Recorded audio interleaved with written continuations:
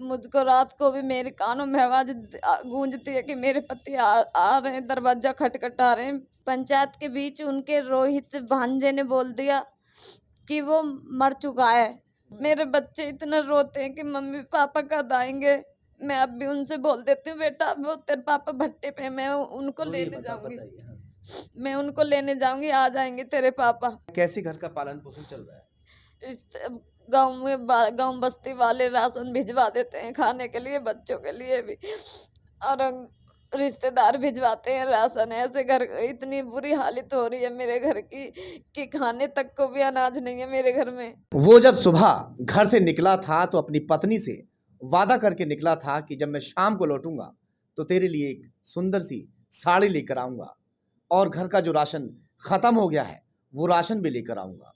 मगर वो फिर कभी नहीं लौटा। 3 महीने से भी ज्यादा का वक्त हो चुका है। पत्नी इंतजार कर रही है कि कब किधर से मेरे पति की आवाज आएगी और मैं फिर भाग के दरवाजा खोलूंगी। मगर वो 3 महीने का इंतजार अभी तक भी वैसे की वैसे है जब वो घर से सुबह निकले थे। उनकी पत्नी यहाँ पर मौजूद हैं। मैं उनसे पूरी जानकारी लूँगा कि आखिर वो कहाँ गए और क्या हुआ, क्योंकि गांव वाले कहते हैं कि तुम्हारा पति जो है वो ख़त्म हो चुका है। जिनके साथ वो घर से निकले थे मजदूरी करने के लिए, उन्होंने भी इनसे कह दिया कि तुम्हारा पति अब कभी नहीं लौटेगा। कहाँ की रहने वाली हैं, क्या नाम है आपका? भराना की पूजा नाम है मेरा। ये बुलंदशहर का कस्बा सिकंदराबाद लगता है और सिकंदराबाद में ही एक गांव लगता है भराना, वहीं की रहने वाली हैं। तो पूजा क्या हुआ, पूरी बात बताइए कैसे? उनके भाई ताऊ के लड़के उन्हें घर से काम पे के लिए ले गए थे हरवीर।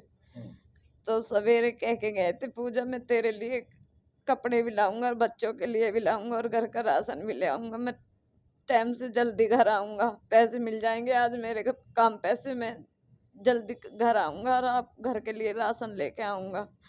तो शाम हुई तो वो घर नहीं लौटे। मैं उनके घर गई, उन हरवीर के।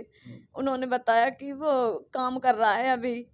फिर दूसरे दिन तक भी नहीं आए वो घर पे। मैं फिर गई उनके घर पे पूछने के, भाई साहब वो कहाँ हैं, कि वो भट्टे पे काम कर रहा, आ जाएगा। वो फिर भी घर नहीं आए। मैं फिर तीसरे दिन गई तो उन्होंने बताया कि वो भट्टे पे कनारसी भट्टे पे काम कर रहा है। मैं वहां पर भी देखने गई तो नहीं, वहां पर भी नहीं। उन्होंने साफ साफ मना कर दिया भट्टे वालों ने कि यहाँ पर नहीं है कोई विजयपाल नाम का।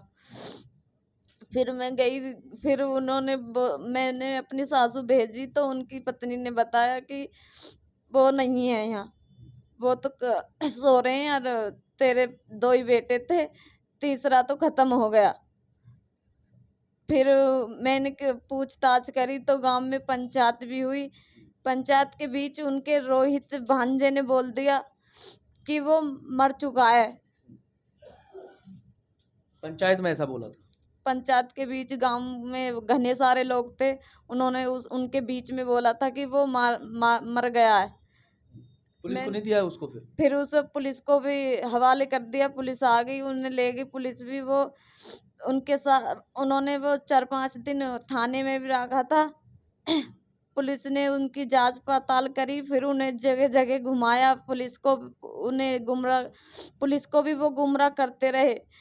फिर भी उन्हें कुछ नहीं बताया, नहीं कोई सबूत बताया। आज तक भी जांच पड़ताल चल रही है, कड़ी मेहनत चल रही है पुलिस की भी, मगर उन्हें कोई सबूत नहीं बता रहा है।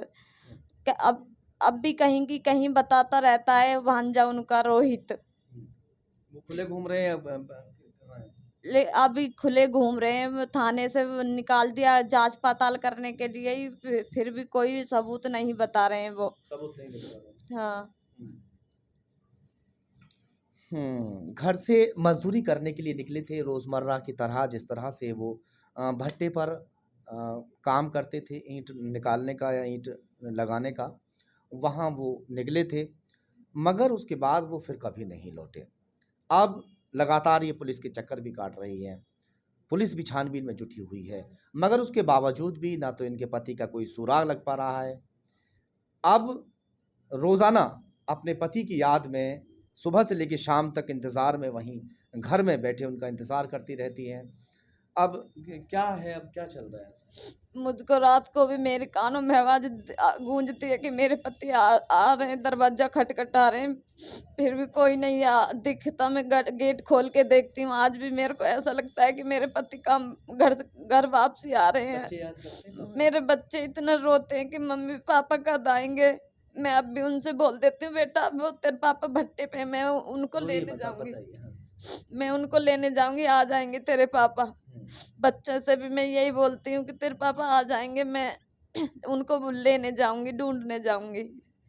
मेरे कानों में आवाज गूंजती है कि वो आएंगे जरूर। आप आपसे जैसे लोगों ने कहा कि आपके पति जो हैं वो ख़त्म हो गए हैं, उनको मारकर नहर नदी में फेंक दिया है। न, आपको नहीं यकीन नहीं मुझे होता? यकीन नहीं होता, उनके कहने से मुझे विश्वास है कि मेरे पति आएंगे। मेरे कानों में आप आवाज गर्भवती भी हैं, गूंजती है। सुना है हमने। आप गर्भवती हैं। हाँ, मुझे अब 9वां महीना लग रहा है, कभी भी डिलीवरी हो सकती है मुझको। हुँ। आप एसएसपी साहब के पास गए थे, क्या कहा उन्होंने? एसएसपी साहब के साथ पास गई तो उन्होंने भी बोला कि कार्रवाई चल रही है। कार्रवाई चल रही है। जाँच के आदेश दिए उन्होंने? हाँ, जांच चल रही है, ढूंढ भी रहे हैं वो। जाँच चल रही है। हाँ। हुँ। ये इनके पति की तस्वीर है। ये देखिए, ये इनके पति की तस्वीर है जो फ़िलहाल अभी गायब हैं। अचानक घर से जाने के बाद में पत्नी और बच्चों का क्या होता है, जिनके ऊपर कोई कमाने वाला ना हो, उनका कोई सहारा ऐसा ना हो, तो उनका क्या हाल हो सकता है, हम उसका अंदाज़ा भी नहीं लगा सकते हैं। जिस घर के अंदर उस दिन भी राशन नहीं था, पति ये कहकर निकला कि मैं शाम को पूरा राशन भर दूँगा। आज उनकी मदद कौन कर रहा है, कैसे घर का पालन-पोषण चल रहा है? गांव बस्ती वाले राशन भिजवा देते हैं खाने के लिए, बच्चों के लिए भी, और रिश्तेदार भिजवाते हैं राशन। ऐसे घर इतनी बुरी हालत हो रही है मेरे घर की कि खाने तक को भी अनाज नहीं है मेरे घर में।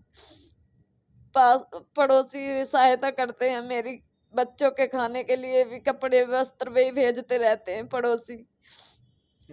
ये ज़िंदगी की सच्चाई है। कुछ लोग चंद पैसों के लालच में या फिर मूँछों की लड़ाई में या कोई इस तरह की दुश्मनी छोटी-मोटी बात पर मान लेते हैं और इंसान की ज़िंदगी को छीन लेते हैं। हम ऊपर वाले से प्रार्थना करते हैं कि इनके पति ज़िंदा ही हों और हमें यकीन भी है, जब इनको यकीन है तो हमें भी यकीन है कि वो ज़िंदा होंगे और वो आएँगे ज़रूर। और हम ऊपर वाले से प्रार्थना करते हैं कि वो अपने बच्चों में, अपनी पत्नी के पास, अपने घरवालों के पास में वापस आ जाएँ।